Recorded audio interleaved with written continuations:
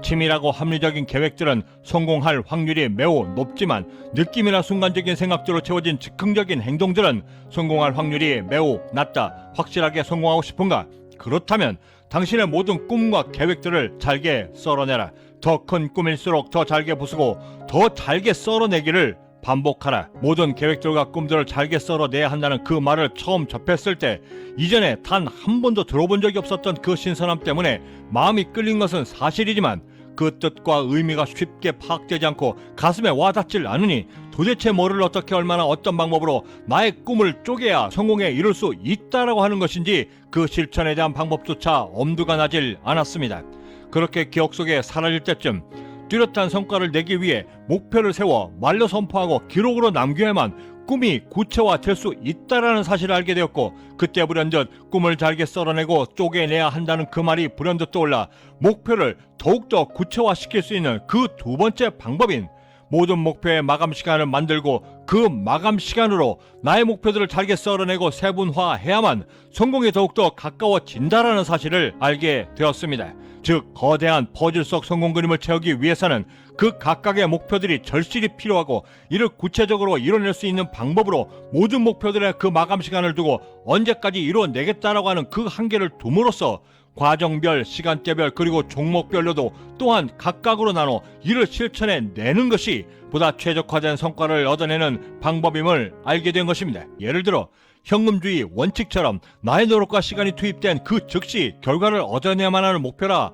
한다라고 한다면 단기적인 목표로 설정하고 그 마감 시간은 짧게는 30분에서 제 아무리 길어도 하루를 넘기지 못하도록 하는 것이고, 그 정반대로 비록 나의 시간과 노력이 지금부터 투입은 되지만 그 성과는 미흡된 상태로 중장기적인 목표로 다시 구분하여 실천해내는 것입니다. 저의 경우 장기적인 마감 시간을 필요로 하는 목표의 경우 새벽 3시에서 출근하기 전 7시 전까지, 그리고 점심시간 전에 집중력으로 투입하고, 단기적인 목표인 경우에는 일과 중에 오후에 한꺼번에 몰아 처리해내고 있는데, 예를 들어 고도의 집중력을 요하는 장기적인 목표였던 캐나다 세법과 회계 공부, 비즈니스 영어가 이에 해당되고, 이 중에서도 1년 이상의 장기적인 마감 시간을 필요로 하는 영어와 한 달 혹은 2달, 그리고 3달까지의 다소 짧은 중장기적 목표인 세법과 회계 공부로 다시 나눠 비록 집중력에 매우 좋은 같은 새벽 시간대라 할지라도 더 집중력이 좋은 새벽 3시와 5시 사이를 선택하여 영어 공부에 집중하는 것이고, 그 나머지 시간인 출근 시간 전까지의 시간에는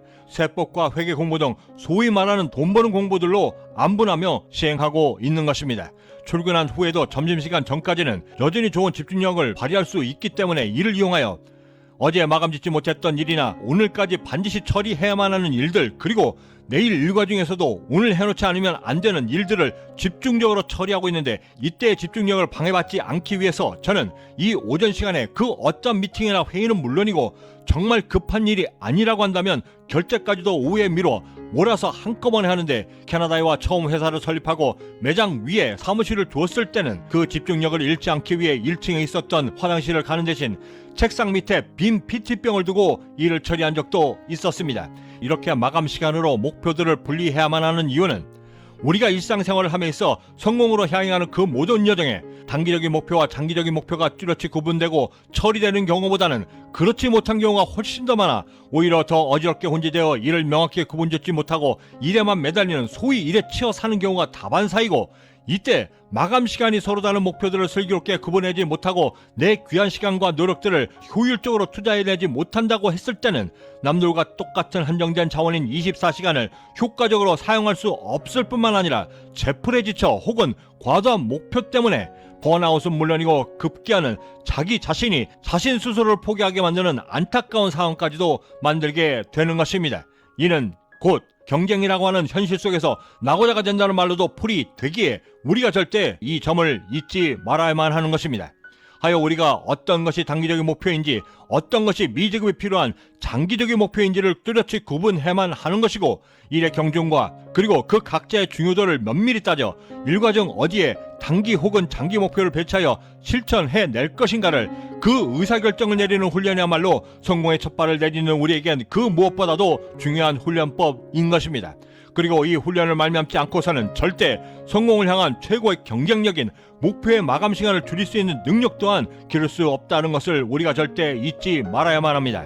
성공한 이들 모두가 이구동성으로 이렇게 이야기합니다. 끝까지 버텨내야만 한다.